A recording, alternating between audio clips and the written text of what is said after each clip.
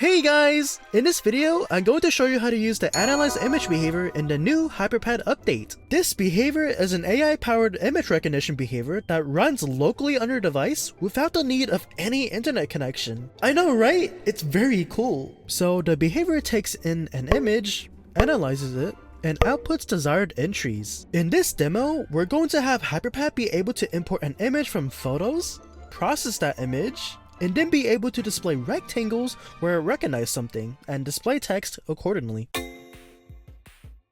First, let's start with a label. This is what the user will tap on when they are ready to import an image. I'll put it at the middle top of the screen. I'll change the text and give it some style. I'll set it to use relative position and make sure the X position is at 50% to ensure that the text is always centered horizontally. So when we switch aspect ratios, the text will adapt to screen dimensions. As you can see, it would stick to the top center of the screen. And there we go, just a simple label. Now, we need a way to display the image that the user has imported, so I'm going to use a placeholder graphic here, it's just a button, and I'll make sure to hide it so it isn't visible on start. I'll set this object to also use relative position and make sure both the X and Y position are set to 50%. This will move the object to the center of the screen, so when we switch aspect ratios, the button will stay in the middle of the screen. Alright! Let's finally start with some code. Select the label and go into the behaviors. Let's program it so when we touch this label, it opens the camera roll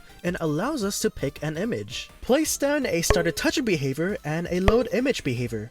Let's connect started touching to load image, and in the load image behavior, let's set it to load from photos. Then let's have it set the graphic of the button using set graphic. In the behavior, make sure to select the button object. And let's plug the image output from load image into the graphic slot.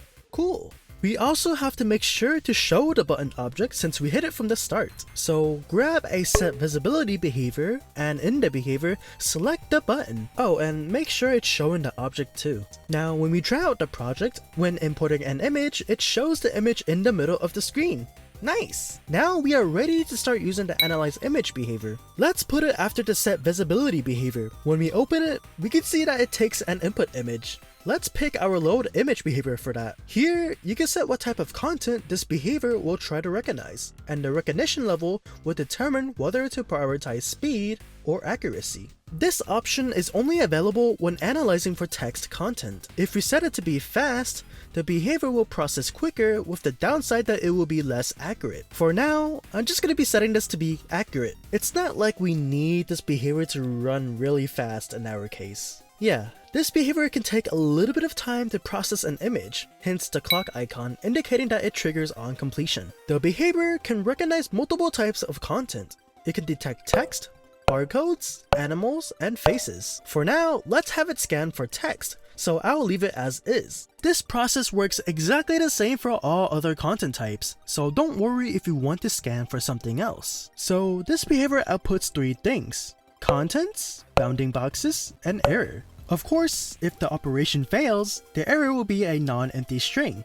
Otherwise, it will just be blank. Contents and bounding boxes are arrays where contents is just a list of things that were found in an image, and bounding boxes are a list of bounding boxes. I'll get to that. Each element in both of these arrays represents an entry that the behavior has detected. So the first element of contents and bounding boxes represent the first entry. The second element of contents and bounding boxes represent the second entry, and so on. So the content array is straightforward. It's just all the text that was found in the image. But what about the bounding boxes? Well, the bounding boxes describes the location and dimensions of all the entries. An element of a bounding box is just an array of 4 numeric values. All of the values are normalized, meaning they range between 0 and 1.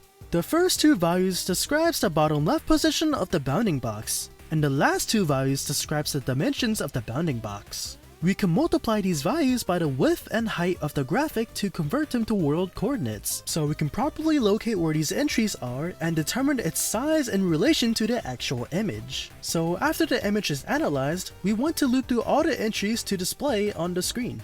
Let's add an empty object to the scene. Just add a view. let's give it a color and have it be mostly transparent. This is what will be used to put those rectangles on the image to indicate where those entries are. Back to the behaviors. So after the analyze image behavior, let's add a loop behavior. In it, let's set the style to be for each since we want to loop through an array. Let's plug the bounding boxes array here, and for each value in the array, we want to spawn a rectangle. So let's grab a spawn object behavior, and in it, select the empty object we created earlier. Cool. Now we just need to determine the position and scale of this empty object. First, let's make sure the empty object is at the bottom left corner of the image. So grab a move to object behavior, then we can plug the spawned object into the first slot and pick the button graphic for the second slot. Let's adjust the anchor of both of the objects. We want to set all of these to 0.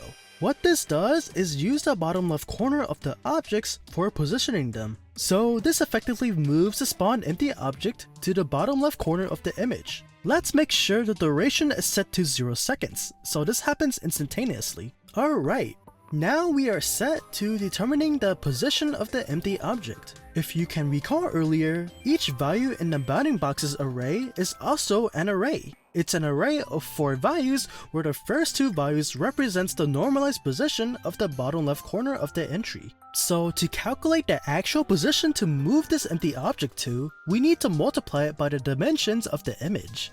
To get the dimensions, we need a get scale behavior. Select the button object and make sure the units are set to meters. Now, to get the normalized values, we need to use the get array value behavior. In the behavior, let's plug the current value of the loop, and since we're getting the first value of the array, we can leave everything else as is. So this behavior is getting the normalized X position of the entry. Let's rename it accordingly so it's easily identifiable. Now, let's multiply it by the width of the image by using a multiply values behavior.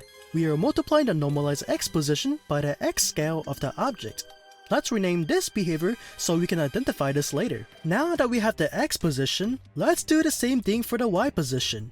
We can simply select this behavior and hold on the duplicate button to duplicate this behavior tree. Press duplicate and then press the check mark.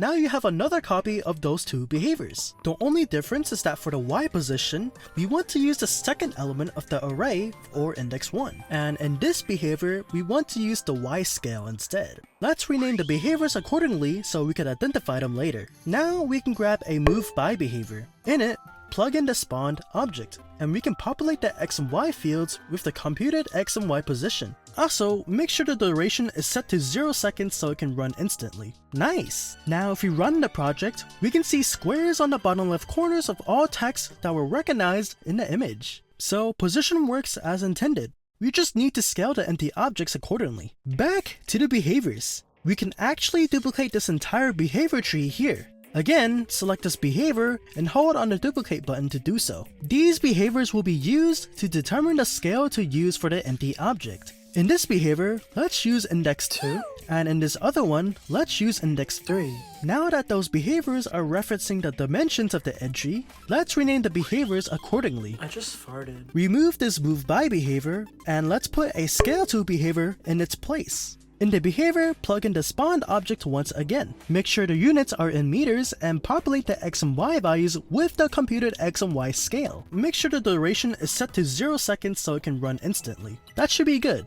Now if we test the project, oh, it's off. There's a fix to this. Let's go back to the scene editor and select the empty object. We need to set the anchor to 0, 0 so that it scales from the bottom left corner of the object. Now let's try the project again.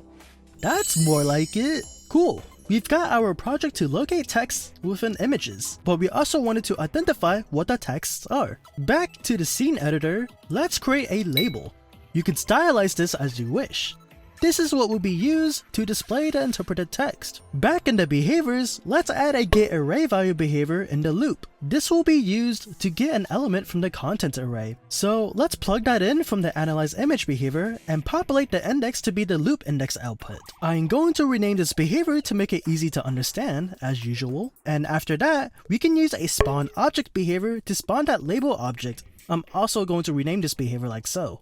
I might as well rename this other spawn object behavior too. Then after that, we can set the text of the label to be the interpreted content. Nice. Now I want to move the label to the rectangle, so I get a move to object behavior and move the spawned label to the spawned empty object. Make sure the duration is set to 0 seconds so it's instant. And we should be done with this. Now when we test this, we can see the interpreted text for each rectangle. Very cool. Now when we import another image, oh, that's an issue.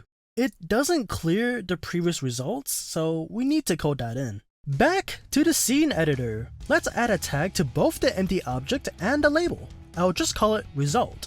Cool. Now we can have these objects be destroyed on start. So in the behaviors, I'll just add a destroy object behavior and use the result tag. I can just leave it like this. Now I will duplicate this behavior and put it before the loop. I will also enable the permanent toggle so these objects are cleared from memory. The reason why we have this one here is so the objects are destroyed when the scene starts, but they are not cleared from memory. Objects cleared from memory are no longer spawnable, so this is just a way to make sure we can clear the spawned objects from memory, but not the original objects. So before the loop starts, it destroys objects with the result tag, so it always starts from scratch. When we test this, we can see it completely resets, so the user can import as many images as they want. Cool. This works exactly the same for all other content types. The only difference is what you get in the content array. So we've already established that text content will just result in text. Duh. Barcodes will just be whatever the content is decoded from the barcode. Usually it's just a link. Animals will just be whatever animal was identified.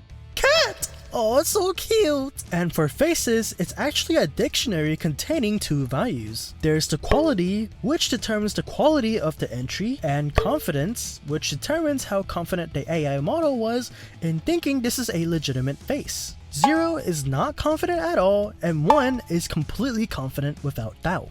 And there you go! That's all for this behavior. It runs on a device without needing any internet connection, using AI to recognize stuff inside images. Really cool! After some adjustments, I made a toggle so you can clearly see the imported image with just the rectangles. Toggling it will show the interpreted text and make the image slightly transparent for readability. This is just a quality of life change to make the experience slightly better. Here are the behaviors. It's very simple. I will link this project in the description so you can try it out for yourself, and you can change how the project interprets images. Feel free to share what you've made with us. That is all for this tutorial. If you enjoyed it, don't forget to like the video. Let us know in the comments what you think about this cool feature, and feel free to ask any questions or give any feedback. I hope you learned something new, and hopefully I will see you next time. Bye!